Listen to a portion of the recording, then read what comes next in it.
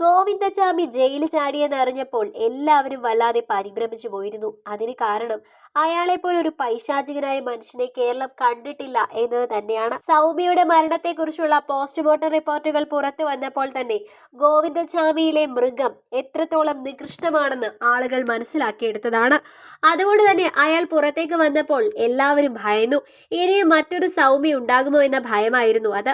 കാരണം ഗോവിന്ദചാമിക്ക് പെണ്ണുങ്ങളെന്നാൽ അതൊരു ലഹരിയാണ്. അയാൾ എങ്ങനെയാണ് ഇങ്ങനെയായത്? ഇങ്ങനെയാവുന്ന ഏതൊരാൾക്കും പറയാൻ ഒരുപാട് കഥകൾ ഉണ്ടാവും. അതേപോലെ സമാനമായ ഒരു കഥ തന്നെയായിരുന്നു ഇയാൾക്കും പറയാനുണ്ടായിരുന്നത്. അതായത് വളരെയധികം ബുദ്ധിമുട്ടുകളും പ്രയാസങ്ങളും ടോക്സിക്സിറ്റിയും നിറഞ്ഞ ഒരു കുട്ടിക്കാലം. ഇയാളുടെ അച്ഛൻ ഒരു സൈനികനായിരുന്നു. എന്നാൽ അതുകൊണ്ട് തന്നെ അയാൾ വളരെ കടുംപിടുത്തക്കാരനായിരുന്നു. ഇയാളും ചേട്ടനും അമ്മയും അച്ഛനും അടങ്ങുന്ന ആ കുടുംബത്തിൽ അച്ഛന്റെ സ്വേച്ഛാധിപത്യമായിരുന്നു നടന്നിരുന്നത്. അമ്മയും മക്കളും അതിന്റെ ഇരകളായിരുന്നു. പലതവണയും മാനസികമായും ശാരീരികമായും ബുദ്ധിമുട്ടുകൾ ഉണ്ടായിട്ടുണ്ട് അച്ഛനിൽ നിന്നും മക്കൾക്കും അമ്മയ്ക്കും. അവസാനം അച്ഛന് ജോലി രാജിവെച്ച് നാട്ടിൽ വന്നു. പിന്നീട് അയാൾ ചെയ്യാത്ത പണികളില്ല. അതിലേറ്റവും പ്രധാനം മോഷണമായിരുന്നു. അച്ഛൻ മദ്യപാനവും മോഷണവും ഒക്കെ ആയതോടെ അമ്മയ്ക്ക് തലയ്ക്ക് സ്ഥിതിയില്ലാത്ത അവസ്ഥയായി. അതോടെ അവർ തലയ്ക്കുള്ള സ്ഥിരത നഷ്ടപ്പെട്ട് റോഡുകളിലൂടെ അലയാൻ തുടങ്ങി. അവസാനം അച്ഛനും അമ്മയും മരണപ്പെട്ടപ്പോൾ ഗോവിന്ദചാമിയും ജ്യേഷ്ഠനും തിരഞ്ഞെടുത്ത മാർഗം അച്ഛനെ പോലെ മോഷണമായിരുന്നു.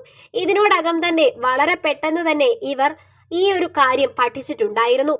അങ്ങനെ ഇവർ എങ്ങനെയോ ബോംബെയിൽ എത്തപ്പെട്ടു. അവിടുത്തെ പനവേലിൽ നിന്ന് ഗ്യാങ്ങിൽ പെട്ടതോടെ ശരിക്കും ഒരു ക്രിമിനൽ പശ്ചാത്തലം ഉണ്ടാക്കിയെടുക്കാൻ ഇവർക്ക് സാധിച്ചു. വളരെ പെട്ടെന്നായിരുന്നു ഈ പശ്ചാത്തലം ഇവരെ തേടിയെത്തിയത്. പെണ്ണും ലഹരിയുമായിരുന്നു ഇവരുടെ ഏറ്റവും പ്രധാനപ്പെട്ട ഇഷ്ടങ്ങൾ. ആ ഇഷ്ടങ്ങളിലേക്ക് ഇവർ കൂടുതൽ ഫോക്കസ് ചെയ്യാൻ തുടങ്ങി. സ്ത്രീകളെ മുൻപിൽ കണ്ടാൽ ഗോവിന്ദചാമിക്ക് പിടിച്ചു നിൽക്കാൻ സാധിക്കില്ല. സ്ത്രീകളെ മാത്രമല്ല പുരുഷന്മാരോടും ഇയാൾ ഇത്തരത്തിലുള്ള നിലപാടുകളാണ് സ്വീകരിക്കുന്നതെന്നാണ് മനസ്സിലാക്കാൻ സാധിക്കുന്നത്. അത്രത്തോളം ഒരു വൈകൃതമായിരുന്നു ഇയാളുടെ മനസ്സിൽ ഉണ്ടായിരുന്നത്. അങ്ങനെയാണ് ഇയാൾ മുൻപോട്ട് പോയത്. അവസാനം അഴിക്കുള്ളിലായപ്പോഴും ഇയാൾ വളരെ തന്ത്രപരമായി രക്ഷപ്പെടാനാണ് ശ്രമിച്ചത്.